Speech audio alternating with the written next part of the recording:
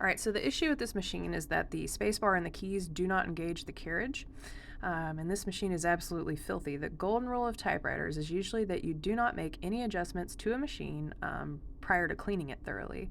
However, I did notice that an adjustment screw is driven all the way in that is normally not driven all the way in. So I'd like to make that adjustment before I sink a lot more time into this machine to see if it helps. The adjustment that I'm referring to is for the rocker plate up underneath. So to get to that screw, what I'm going to do is take out the platen and the paper tray. So to get the platen out, you have to start by getting the the left hand platen knob off. So unscrew the screws of the left knob. I apologize, this got cut off, but it's really easy to see the screws you have to take out. They're right there on the shaft of the knob. Now, if you don't know what the rocker plate is and you're not familiar with the mechanical workings of the machine, I don't recommend doing this adjustment yourself because it's a very fine adjustment and it can lead to a whole lot of frustration. All right, so the next thing I'm going to do is I'm going to remove this little grub screw that's holding the rod in the platen, and the grub screw is missing, so that's one less thing I have to do, but I'll have to replace it later. So now that that's not in there, this rod should just come straight out the right side, and there it is. All right, the next thing I'm going to do is I'm going to take this platen out. And guys, if you have any questions at all, feel free to reach out. I'm trying to be better about making videos, so there's a good chance I've left out some information here, but I'm happy to answer questions if I can. All right, the next thing I'm going to do is I'm going to take out this paper tray. It's held in with 2 screws, and they are locked in there, and it's really easy to strip these screws. So what I'm going to do is I'm going to spray it with some penetrating oil, and I'm going to come back later. And we're back, and the screws come right out now. So I'm just going to take these out.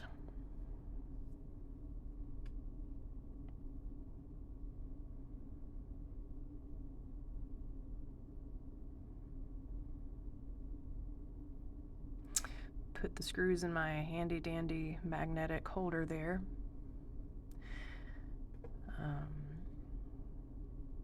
I love those magnetic holders. You can get them for a couple bucks at Harbor Freight. All right, out goes the paper tray. And see, this machine is just filthy. It's disgusting. And I can already see the grub screw and nut I need to adjust. You'll see this kind of row of screws here, but it's the one that's got the nut on it with the grub screw. Get these rollers out of the way. This thing is just gross. Look in here. Just all kinds of mold and eraser shards and dust, and I don't even want to know what some of it is. There's a lot.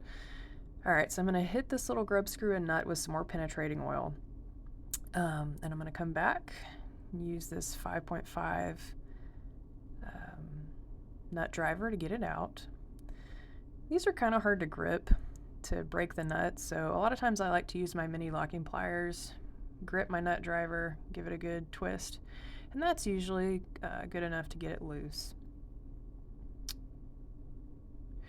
All right, and just from that little bit of breaking the nut rather, it moved the screw just a little bit, and I actually got a little bit of movement there, so we're on the right track. So what I'm going to do now is I'm going to adjust this screw, this little grub screw, only by little quarter turns. This is now, and what I'm doing, this screw just limits the vertical motion of the rocker plate, the up and down movement. So now it has more clearance that it needs underneath, and we've got action. All right, so that worked, guys.